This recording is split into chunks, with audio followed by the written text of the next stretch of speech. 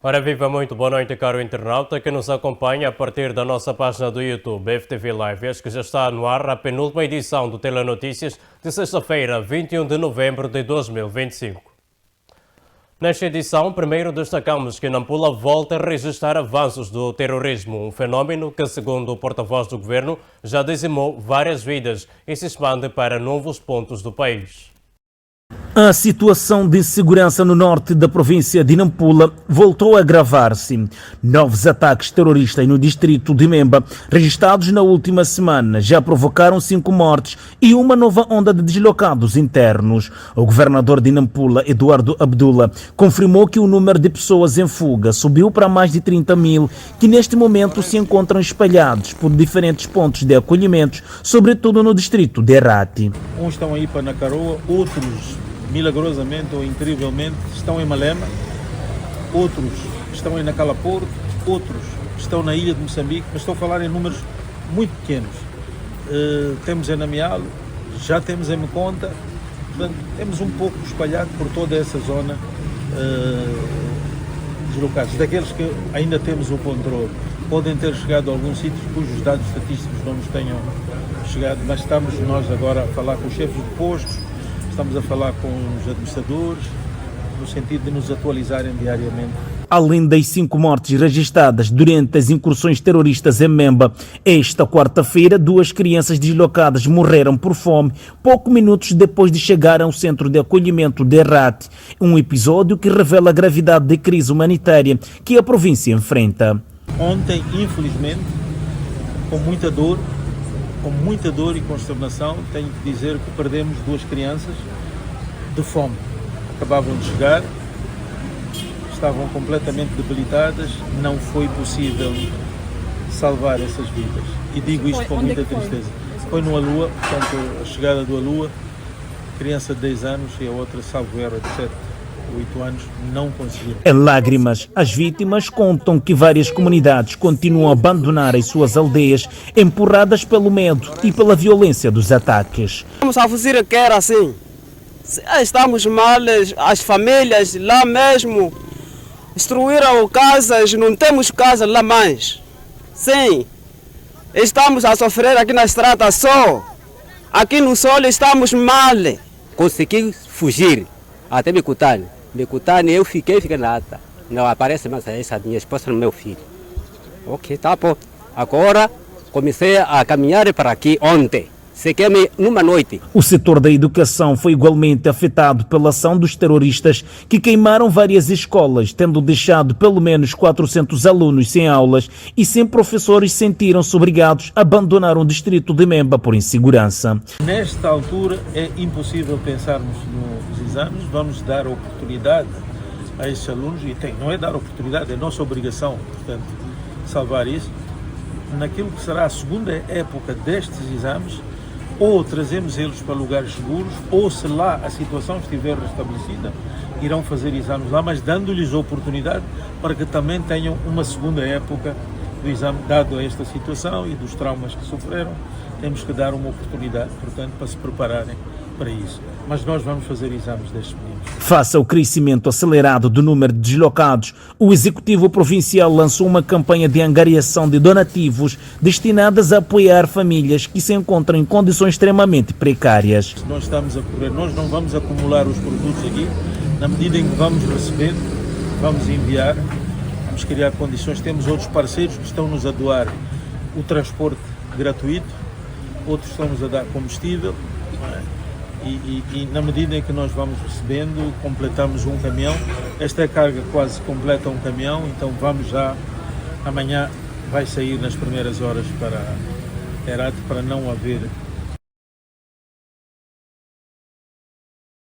O ministro da Administração e Função Pública, Inocêncio Impissa, também na qualidade de porta-voz do governo, apresentou um informe que aborda o atraso salarial, o 13º salário, como também o custo de vida, sem deixar de lado a situação do terrorismo e outras questões de impacto nacional.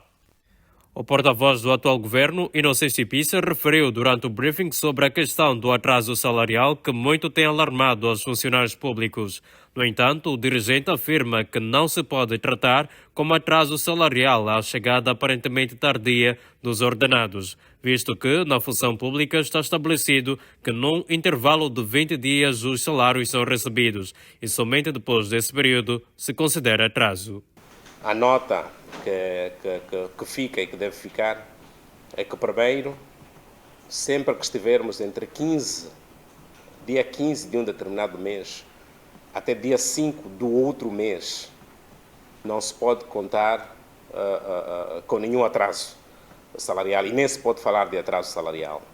Portanto, de acordo com as normas para a compensação e pagamento de salários, normalmente o Estado paga ou inicia os pagamentos entre o dia 15 de um mês até o dia 5 do mês subsequente. Portanto, aquele que recebe no dia 17, e o outro no dia 20, outro no dia 23, e o outro no dia 15, ou digamos, diria 30, e o outro no dia 2 do mês seguinte, em princípio estão todos dentro do período, portanto, estimado para o pagamento de salários. Não é necessariamente, efetivamente, um atraso. Era bom, de facto, era expectável que todos no mesmo dia recebessem salário, assim, por exemplo, todos no dia 20, no dia 25 ou no dia 30 recebessem salário. Mas não é esta a prática. A prática é que ele é feito por grupos e é feito regularmente neste período. Então não há, efetivamente, atrasos em concreto. Pissa também tocou na questão das passagens aéreas, referindo que as reformas na LAM deverão resultar na redução das taxas para tornar o serviço acessível. O outro aspecto que foi levantado é elevado custos sobre as passagens aéreas. Bom, creio também que os amigos da imprensa têm estado a par do processo da reforma que tem estado a acontecer nas linhas aéreas de Moçambique e creio que também Sua Excelência, o Ministro dos Transportes e Logística, quando da sua passagem na semana passada na Assembleia da República, a responder a perguntas ligadas a prestar informações solicitadas pelas bancadas parlamentares relativas, em particular, a esta matéria, ficou claro que o objetivo último das reformas que estão a ser levadas a cabo na LAM e não só, deverão, no final do dia, resultar na redução ou na aplicação de taxas e preços acessíveis, quer do serviço, quer das passagens aéreas para os cidadãos moçambicanos. Entendemos que este é o esforço que tem que ser esperado. Não é hoje que vai acontecer, mas o esforço que se está a fazer é que, no fim deste processo de reformas que está a ser feito, é que haja, de facto, a redução de taxas nas passagens e no oferecimento de muito mais serviços para os moçambicanos e não só. Referimos-nos, então, a todos os utentes, portanto, do Serviço de Aviação Civil. No que toca ao turismo, na província de Inhambane, pretende-se garantir 600 empregos diretos. No entanto, o potencial turístico poderá assegurar a criação de outros, mas na metodologia indireta, desde os operários de infraestruturas até a gestão florestal.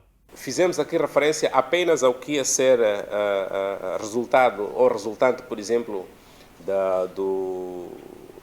deste compromisso assumido entre o Inatur e Singuita sobre 600 empregos para moçambicanos, só para aquele caso, mas como vimos, há um potencial grande turístico que vai ser despertado na província de Inhambane e não só, e na base disso, os empregos diretos serão, neste caso, 600, como disse, mas como tem sabido, há um ecossistema que se estabelece ao nível, portanto, das grandes entidades, das grandes indústrias e dos grandes negócios. E aí teremos, naturalmente, muitos empregos indiretos que vão ser, naturalmente, introduzidos. E aqui passa, por exemplo, por aqueles que vão ter que ser contratados para a construção de infraestruturas, para a abertura de acesso, entre outros, para a gestão florestal, entre outros. Pensamos que muito mais empregos, para além dos 600, serão gerados nesta primeira fase que está sendo introduzida. Portanto, os 600 empregos de que aqui falamos estão relacionados apenas com este acordo assinado com a Singuita. Mas há um problema que inquieta: o alastramento das ações terroristas no Teatro Operacional Norte. Impisa afirma que as forças extremistas perderam bases e confirma a invasão à província de Nampula, descrevendo o cenário como delicado. O exercício que tem sido feito pelas forças de defesa e segurança nacionais e forças amigas tem estado a repelir efetivamente as forças, tanto terroristas, nos pontos onde se encontram, tem estado a desbaratar os terroristas, e os terroristas perderam campo em Cabo Delgado. Perderam espaço, porque o território de Cabo Delgado ficou muito mais seguro e muito mais controlado, de tal sorte que não há bases fixas dos terroristas, pelo menos as bases que nós íamos conhecendo durante o início do terrorismo, e há 2, 3 anos atrás, anunciavam-se bases que não eram possíveis penetrar e por aí em diante. E de lá para cá, essas bases deixaram de existir porque as forças de defesa e segurança moçambicanas, e não só, têm estado naturalmente a conseguir se reposicionar e naturalmente dispersar os terroristas. E por conta disso, os terroristas perderam espaço de atuação nos lugares onde estavam assentes e neste caso, a tendência é avançar para outros pontos onde, aparentemente, as forças não estão devidamente alerta, como estão em Cabo Delgado, para atiçar, então, os seus ataques. E, infelizmente, temos estado, nos últimos dias, na última semana, a acompanhar, portanto, há ataques na província de Nampula e alguma dispersão das populações, particularmente em Memba e em Herat, e as populações têm estado, naturalmente, a se deslocar para resguardar-se. E há um desdobramento que está a ser feito para esclarecer e por aí em diante. Agora, há de compreender que o fenómeno é delicado. Já o ministro da Defesa Nacional, Cristóvão Somme, dirigiu a cerimónia de acreditação dos novos adidos de defesa, marcando a abertura da reunião anual dos adidos acreditados no país. Nós, enquanto UBA, temos a missão de consciencializar sobre a fraude, promover discussões sobre a fraude e, efetivamente, educar as pessoas, né? Porque os maiores alvos da fraude são pessoas com situações de falta de literacia financeira, por vezes, e isto leva a que eles acedam a phishings, a links que não devem, pessoas que, por exemplo, não sabem usar ATM e encontram alguém no ATM que diz que vai lhe instruir, pessoas que recebem chamadas, sabem que agora com o sistema da interoperabilidade com as carteiras móveis M-Pesa, M-Cash, Emola passaram também a ser reguladas pelo Banco Central e, portanto, tudo isto leva a uma fase digital que é benéfica tanto para os bancos, para as carteiras móveis, mas também periga aquilo que é a nossa segurança. Então a mensagem do UBA é sermos vigilantes, não nos deixarmos pressionar, porque todos os dias os defraudadores estão a estudar, a criar mecanismos para defraudar as pessoas. E nós também temos que ser mais atentos para evitar que isso suceda. Antes, quando se falasse de fraude, era fraude por via de um cheque. Hoje em dia estamos a falar da fraude digital e o governo tem acompanhado, seja através do INCM, através do INTIC, a nível da Procuradoria-Geral. Nós já temos um gabinete de combate ao cibercrime, não é? No entanto, é preciso perceber que a fraude ela não se colmata, ela se mitiga. Por quê? Porque os fraudsters eles estão a se reinventar. Então é preciso que o governo continue a investir em plataformas digitais, continue a investir em cibersegurança, não é? E provavelmente é preciso que haja uma plataforma mais célere de resposta entre o governo, os bancos, o setor privado. Imagina um cenário em que tivéssemos uma plataforma ligada do banco ao Estado, em que o banco podia fazer o scan e aquilo cair naquela plataforma. Então, isso seria melhor. O governo tem acertado esforços para colmatar, no entanto, há sempre espaço para melhorar e nós, enquanto UBA, estamos abertos para colaborar com o governo no sentido de digitalizar, Podemos também fazer o uso da Associação Moçambicana de Bancos, que é uma associação que agrega todos os bancos do mercado. Através da Associação Moçambicana de Bancos, o nosso papel é mesmo proteger os nossos clientes. Pedimos desculpas pela troca de informação. A nota que acabamos de acompanhar dá conta que o Instituto Nacional de Comunicação estima que em 2024 registraram-se cerca de 500 mil fraudes bancárias, motivo pelo qual o Banco UBA, tal como acabamos de ver, promoveu um evento de conscientização. No entanto, vamos já insistir naquela que havíamos feito antes menção, que o Ministro da Defesa Nacional, Cristóvão Chuma, dirigiu a cerimónia de acreditação dos novos membros, ou melhor, dos novos adidos de defesa, marcando em si a abertura da reunião, melhor dizendo, anual dos adidos acreditados no país. Durante a cerimónia, o ministro Cristóvão Chuma destacou o contributo destes oficiais para o fortalecimento das relações no domínio da defesa, sublinhando que a colaboração contínua tem sido essencial para capacitar as Forças Armadas e expandir iniciativas conjuntas de segurança. Mas atores estratégicos que aproximam as Forças Armadas, promovem projetos de parceria, projetos de cooperação conjunta e reforçam as capacidades mútuas. Assim, esperamos com elevada expectativa que possam contribuir para a capacitação técnica e doutrinária das nossas tropas através de partilha de boas práticas e da formação em academias militares. Estimular operações combinadas e conjuntas, incluindo missões de paz e intercâmbio na área de inteligência. E, sobretudo, que se juntem ao lado de Moçambique na luta contra o terrorismo no norte do nosso país, onde continuamos a enfrentar uma insurgência armada que tem posto à prova a nossa resiliência, coesão e prontidão operacional. Para o ministro da Defesa Nacional, Cristóvão Chuma, a cooperação com os adidos de defesa assume hoje um peso ainda maior, numa era marcada por ameaças transacionais.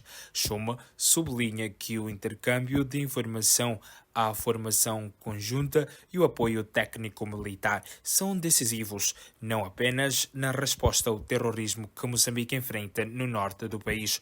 Como é do nosso conhecimento, vivemos num momento crítico da história, marcado por conflitos que ameaçam a paz e estabilidade global.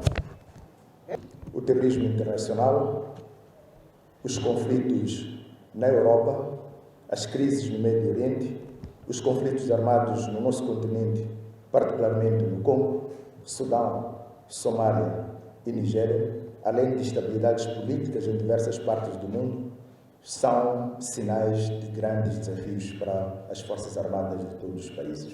O mundo hoje é marcado por uma crescente interconexão de ameaças, desde o terrorismo transnacional até o tráfico de drogas e imigração ilegal.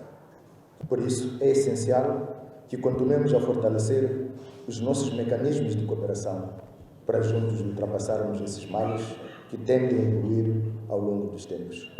A 17ª reunião anual de adidos de defesa tem como objetivo geral se tornar uma plataforma estratégica ideal para que os adidos possam trocar ideias, impressões, experiências, buscando soluções conjuntas para enfrentar as ameaças emergentes e promover a paz e segurança global. A reunião anual dos adidos de defesa deverá, por isso, servir como uma plataforma para avaliar o trabalho desenvolvido ao longo do ano e projetar novas áreas de cooperação. Um exercício estratégico que permitirá ajustar prioridades e responder de forma mais eficiente aos desafios atuais do país no domínio de segurança e defesa. Enquanto isso, a ministra da Educação, Samaria Tovela, acompanhou o arranque dos exames do ensino primário e secundário na Escola Básica 12 de Outubro, no distrito de Maracuene, e desmentiu rumores sobre a presença de forças de defesa e segurança nas escolas. Os exames arrancaram em quase todo o país, num contexto de expectativa marcado por rumores pelo descontentamento de professores que exigem o pagamento das horas extras. Durante a sua intervenção, Samaria Tovela foi categórica ao afirmar que toda informação que não for divulgada pelo governo não deve ser considerada verdadeira. Qualquer informação que não tenha saído quer dizer, do nosso ministério, do governo, não é real, não é real. Essa é que é a questão-chave, não é real. É mesmo para desinformar, para criar agitação. E nós também ficamos alarmados quando ouvimos dizer vão colocar militares, vão... Eu até pensei, meu Deus, onde é que arranjaram essa informação? Mas não é verdade. A ministra mostrou-se visivelmente descontente face à possível sabotagem por parte de alguns docentes que continuam a reivindicar o pagamento dos seus honorários. Sabotar, de que forma se... Mas pronto, eu costumo dizer que na educação estamos muitos. Temos aqueles que têm vocação, que estão lá, que sabem que dão a alma. Há experiências magníficas e todos nós sabemos de professores magníficos que nós temos. Mas, por outro lado, temos experiências negativas, mas, acima de tudo, o que nós gostaríamos é que o nosso professor fosse a pessoa que, em primeiro lugar, colocasse as nossas crianças, colocasse os alunos. Por fim, a ministra da Educação, Samaria Tovela, não escondeu sua satisfação quanto à presença dos alunos e a confiança dos mesmos em relação aos exames. Está a correr muito bem, gostamos de ver os meninos, estão todos bonitinhos, arrumadinhos e estão com ar mais leve. Acreditamos que vai correr tudo bem. Na verdade, eu quero fazer exame e passar. Estou preparado bem para fazer o exame naturais e português. Importa salientar que o arranque dos exames decorre numa altura em que paira o risco de boicote por parte dos professores, situação que o Ministério acompanha de perto para garantir a normalidade do processo.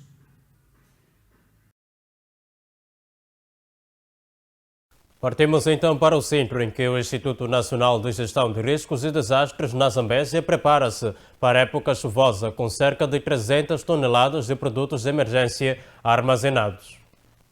A província da Zambésia, através do INGD, está minimamente a preparar para combater os eventos climáticos, de modo a evitar perdas humanas e danos materiais. O delegado provincial afirmou que existem cerca de 10 embarcações e 2 delas já estão posicionadas nos distritos de Maganja da Costa e Xinde para as operações de resgate. Se forem as necessidades em caso de algum evento climático, a província está em prontidão para dar assistência, pelo menos para as primeiras 72 horas, em caso de um choque. Neste momento estamos a falar um pouco mais de 350 toneladas que temos disponível, dentre esses 250 toneladas em cereais e as restantes em bens não alimentares. Neste momento, nosso plano de contingência prevê necessidade em cerca de 217 milhões, isto em bens que podemos necessitar em caso a província atinja o segundo cenário, que prevemos cerca de 433 mil pessoas a serem afetadas. Importa lembrar que o Instituto Nacional de Gestão e Desastre apela à comunidade para que se desloquem das zonas propensas às inundações para que assim possam evitar danos mortais e perda dos seus bens.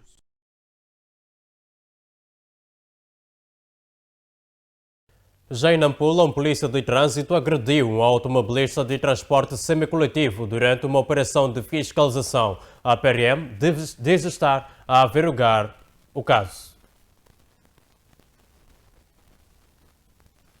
Segundo a vítima, a situação ocorreu durante uma operação de fiscalização na zona entre o Mercado dos Angustianos e a Avenida dos FPLM na cidade de Nampula. O agente teria mandado parar o veículo, alegando que o motorista não deu prioridade a uma ambulância que transportava um paciente em estado grave para o Hospital Central de Nampula. À medida que eu estou a fazer a ultrapassagem, vou atrás daquele terceiro carro. Então vem um agente da Polícia de Trânsito, de surpresa, bateu-me na cara. Eu sem perceber por quê. E a sorte é que não criei danos, porque eu estava a seguir uma viatura e a viatura estava parada e eu também parei por causa daquela outra viatura. Estou a tentar consultar a ele porque fez aquilo. Ele disse, não, estás a ver que está a vir uma ambulância. E a ambulância estava lá na estação de Maratá. visivelmente ferido. O motorista relata que após uma breve discussão, o agente partiu para a violência, desferindo muros, empurrões e golpes semelhantes aos usados em artes marciais. O chapeiro afirma ainda que não ofereceu resistência e considera que o comportamento do agente foi totalmente desproporcional. Ele está ali para regular o trânsito. Sim, foi me agredir. Porque, se ele me mandasse parar, me pedir algum documento, eu havia de parar. Mas ele não fez isso, só veio dar-me porrada. E eu não criei congestionamento, não. Somente eu estava a seguir uma viatura. A vítima foi posteriormente atendida no Hospital Central de Nampula e de seguida apresentou queixa formal às autoridades. No dia da audição, o agente reconheceu o erro e pediu desculpas, mas sem gravar a entrevista, o chapeiro garantiu que não está satisfeito e que vai encaminhar o caso ao Ministério da Justiça, exigindo medidas mais firmes e exemplares. A justiça, sim, seja feita. Sim, porque eu nunca vi um agente agredir um automobilista, nunca vi.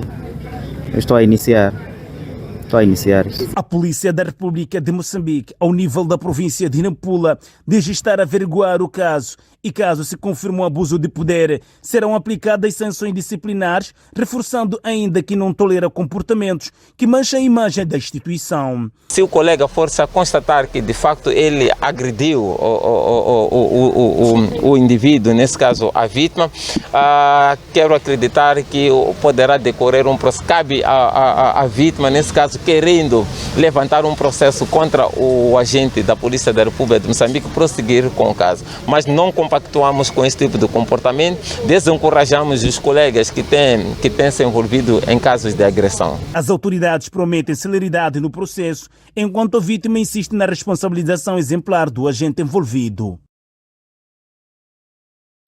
Voltamos ao centro em que 2 indivíduos foram detidos em Sofala acusados de homicídio agravado contra as suas respectivas esposas. Estão nas celas do Cernic 2 indivíduos acusados no crime de homicídio agravado na província de Sofala. As vítimas foram esposas de cada um dos indiciados, cujas razões pesam para o ciúme. Geraldo, de 34 anos de idade, usou a força física para esmurar a esposa e de seguida asfixiá-la por um fio no pescoço até a morte e confesso. Quando trair depois, cometi na base,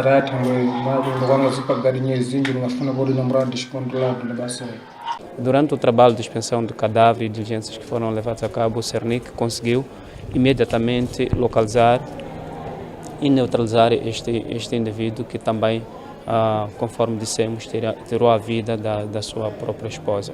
Outro arguido é Fernando, de 42 anos de idade, vive em Nova Sofala, que é movido por ciúmes, incendiou a casa onde a vítima, a sua ex-esposa, e com recurso a uma faca, desferiu golpes em várias partes do corpo até a morte. O acusado nega o seu envolvimento no crime. Eu fui o primeiro a desconfiar, o primeiro suspeito. Logo que aconteceu, a família dela, que é a mãe, ligou diretamente para a minha família, acusando-me que eu havia matado ela. As informações colhidas no local e de acordo com a inspeção do cadáver da vítima, apresentavam muitos ferimentos em toda a parte do corpo, criados por um instrumento corto-perfurantes. E por via disso houve diligências que, não encontrando o indivíduo no distrito de Búzios, e emitiu-se mandado de detenção. Este indivíduo foi localizado cá na cidade da Beira, onde se refugiou depois do ato e foi neutralizado. O Cernic lamenta o comportamento destes 2 indivíduos que, pelo impulso do ciúme, tenham dado fim à vida preciosa das suas parceiras. Então estes 2 casos nos levam mais uma vez à reflexão, como sempre temos chamado a reflexão a todos, a forma como nós convivemos, a forma como nós lidamos com a família, porque onde um homem que jurou cuidar de uma mulher, jurou amar e decide tirar a vida, isso é penoso e é condenável. Só de janeiro a esta parte, os casos de homicídios tendem a subir e com estes 2 crimes passionais, sobe para 31 casos de feminicídio na província de Sofala.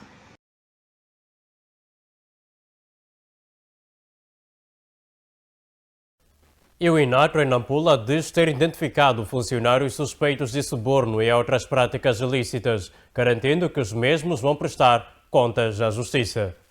Nos últimos anos, o Instituto Nacional dos Transportes Rodoviários em Nampula tem sido alvo de duras críticas devido à prática de suborno, favoritismo e outros atos ilícitos, supostamente protagonizados por alguns funcionários. Uma semana após assumir o cargo como novo delegado provincial do Inatro em Nampula, Aniceto dos Santos afirma já ter em mão a lista dos funcionários suspeitos e garante que os mesmos serão brevemente levados à barra da Justiça. É uma realidade, nós também já fomos informados, mas também como utentes normais, portanto nós não estamos fora da esfera do entendimento do que acontece nas instituições. Como delegado, naturalmente que condeno este tipo de práticas e quando entramos, tanto deixamos claro às nossas equipas, aos nossos colegas que nós não compactuamos com este tipo de práticas e vamos punir exemplarmente qualquer tipo de manifestação desta natureza, quer seja por morosidade propositada, assim como por qualquer ato atentatório, por exemplo, a questão da corrupção. Falando à margem do lançamento da Jornada Nacional de Trânsito realizado esta segunda-feira em Nampula, o dirigente garantiu que os atos de corrupção instalados no Inatro influenciam negativamente o comportamento dos condutores e contribuem para a sinistralidade rodoviária na província. Todos seremos envolvidos para, tanto, fazermos chamarmos a consciência sobre a nossa responsabilidade ao nos fazermos, sobretudo, à estrada.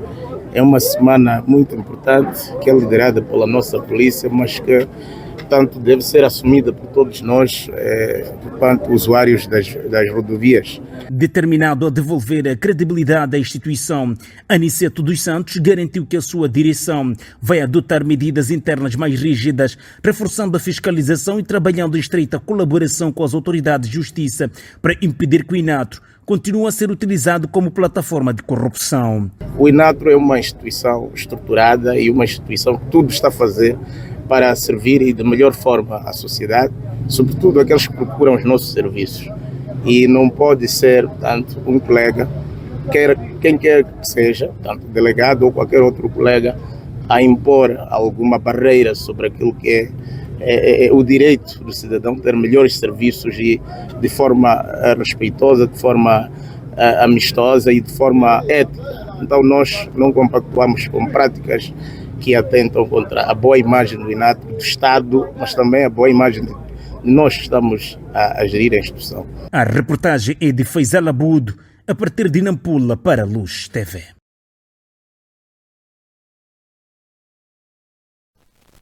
É a província de Nampula a colocar o ponto final a esta edição de sexta-feira do Telenotícias, com promessa de voltarmos já amanhã, sábado, com mais notas informativas para si, caro internauta. Resta-nos apenas desejar uma sexta-feira altamente abençoada e que o seu final de semana seja também tranquilo e abençoado. Fique bem, fique com Deus. Até lá.